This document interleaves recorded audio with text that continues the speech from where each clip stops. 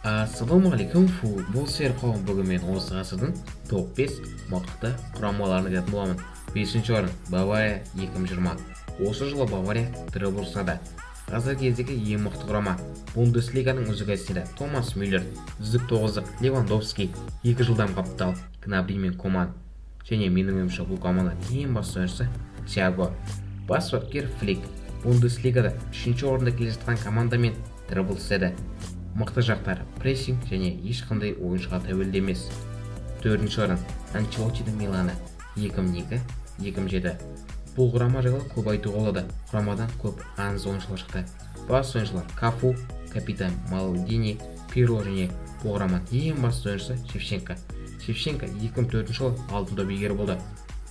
Бұл Милан Лига чемпионовты 2003 жылы және 2007 жылдары алды. Бір сөзбен айтатын болсақ, аңыз құрама. 3-ші орын Манчестер Юнайтед 2006-2011. Осы жылдары Фергюсонның қоластында емеу АПЛ-ды 5 жылда 4 рет алды. Бұл құраманың басты ойыншылары жас Криштиану Роналду, Руни, Тевес және тас қамал қорғаныс Эвра, Невил, Видич, Фернанд. Қақпада Ван дер Сар.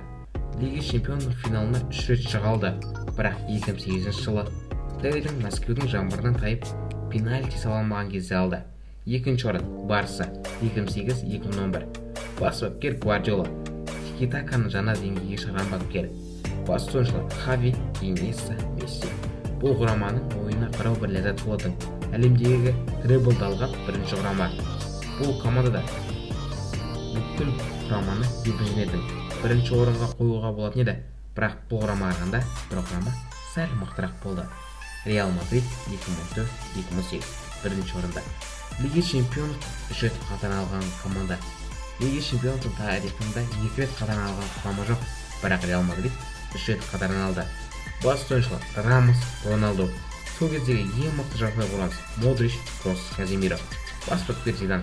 Керемет тактик емес, тек ойыншыларға мықты мотивация береді. Менің ойымша бұл құрама аңызды болмайтын еді. Криштиану Роналду. Маңызды ойындарда Роналду Реалды өз ана жүріп алға сүйреді. Және менің ойымша Реалды Роналду мықты қылды, Роналдуды Реал мықты қылды. Өздеріңіздің сүйікті командаларыңызды комментарий жазып кетіңіздер.